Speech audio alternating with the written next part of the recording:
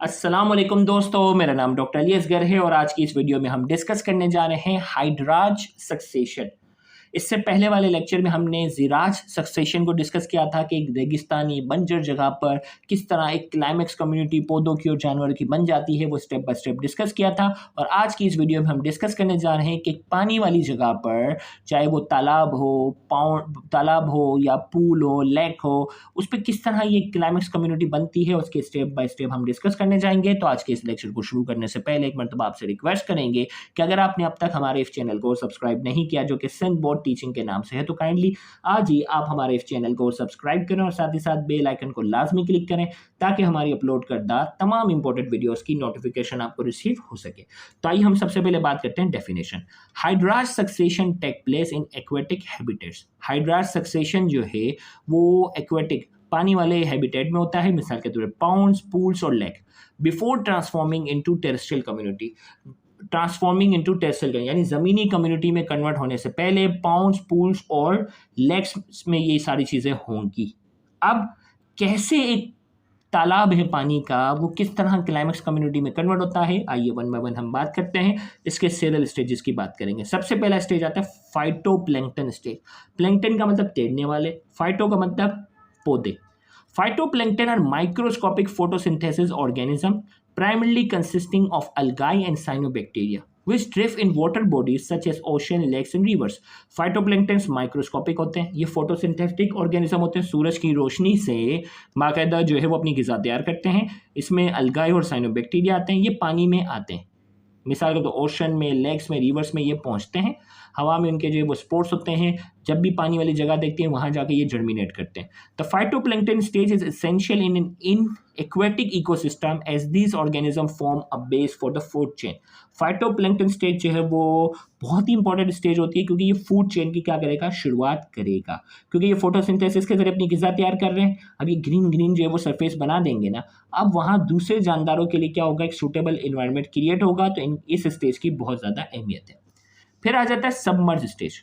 During the submerged stage, aquatic plants like algae, submerged rooted plants, floating leaves plants are the main inhabitants of the water body. अब देखो भाई, phytoplankton मर गए, ऐसा से मरते जाएंगे, नए पैदा होते जाएंगे, तो मरते मरते क्या होंगे, ये ज़मीन समुद्र जो पानी की जो मिट्टी होगी ना उसमें जमा होंगे, तो पानी की मिट्टी क्या हो जाएगी, जरखेज़ हो जाएगी। तो उसके जरखेज़ होने के नतीजे में क्या होगा, सबमर्ज स्टेज की शुरुआत होगी।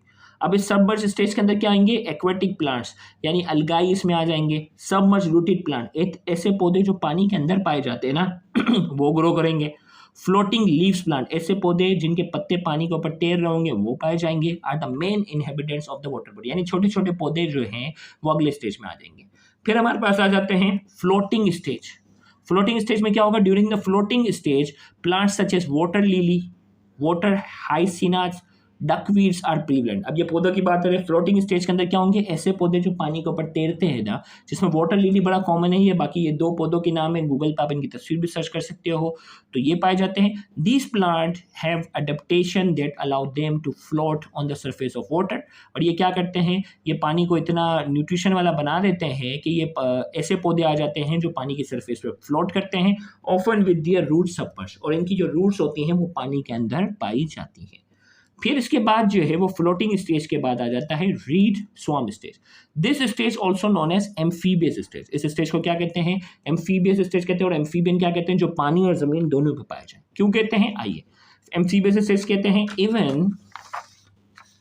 Even though most species are anchor in the ground now, अभी तक ज्यादातर स्पीशी जो है उनकी जड़ें जो है वो पानी के अंदर हैं। The majority of their body parts are still above the water table, जड़ें तो पानी के अंदर हैं लेकिन ज्यादातर पौधे का हिस्सा जो है वो क्या है, पानी के बाहर है।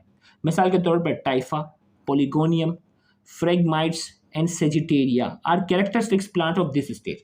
अब इनका ज्यादातर हिस्सा पानी से बाहर होगा तो ये क्या करेंगे, ट्रांसपायरेशन करेंगे, जमीन से पानी एब्जॉर्ब करेंगे, ट्रांसपायरेशन करेंगे, तो पानी का लेवल आहिस्ता से क्या होना शुरू हो जाएगा, और कम होना शुरू हो जाएगा।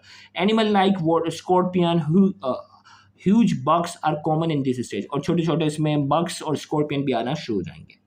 फिर इसके बाद आता है, अब ये मुसलसल ट्रांसपरेशन कर रहे हैं, इनका ज़्यादातर हिस्सा पानी से बाहर है, तो अब पानी का लेवल और कम हो जाएगा, तो अब कहलाता है says मिडो stage. Emergent vegetation, especially sage, grassy plant, predominate in this stage around the lake during the sage meadow stage. sage meadow में क्या होता है, दलदल बन जाता है ना, मट्टी जो है वो ऊपर से नजर आना शुरू हो जाती है, पानी तो होता है लेकिन कहते हैं ना दलदल नुमा जो है वो चीज़ बनना शुरू हो जाती है, इसे सेज मीडो कहते हैं। इसमें हमारे पास क्या होता है, ग्रास वाले जो है वो पौधे आना शुरू हो जाते हैं, वो क्या सेज मीडो स्टेज में। These plant have evolve to survive in moist marshy, marsh देखो दलदल आ गया ना, marshy environment and contribute to soil stabilization. ये ऐसे जो घासदार पौधे होते हैं ना, ये क्या करते हैं, ये दलदली माहौल में जो है वो सर्वाइव करने की सलाहियत रखते हैं, ज़्यादा नमी वाली सलाहियत में, और मिट्टी को और ज़्यादा स्टेबल करने में क्या करेंगे, मदद देंगे। अब ये मजीद ग्रास वाले ना, ग्रास वाले पौधे क्या करेंगे, मजीद ट्रांसपरेशन करेंगे, मजीद ट्रांसपरेशन करेंगे तो ये दलदल क्या हो जाएगा, जमीन में कन्वर्ट हो जाएगा। Woodland stage is a stage in which trees and a dense forest canopy dominate the vegetation. इसमें क्या होंगे, जो वुडलैंड स्टेज में दरख्त भी ग्रो करना शुरू हो जाएंगे, दरख्त भी ग्रो करेंगे और घना जंगल जो है ये बनना शुरू हो जाएगा। और फिर फाइनली क्या आ जाता है, क्लाइमेक्स स्टेज।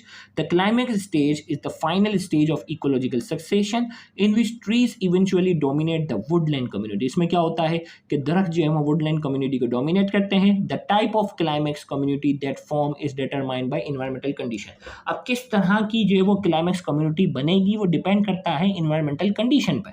अगर बारिशें ज़्यादा होती हैं तो कौन सा फॉरेस्ट बनेगा, बारिश अगर दरमियानी होती है तो क्या बनेगा, तो ट्रॉपिकल रेन फॉरेस्ट जो है वो कब बनता है, occurs in area with abundant rainfall. जहाँ बारिशें बहुत ज़्यादा होती है तो ट्रॉपिकल रेन फॉरेस्ट बनेगा, और मॉडरेट रेन फॉरेस्ट होगा तो टेम्परेट जोन वहाँ जाकर जंगल का बन जाएगा।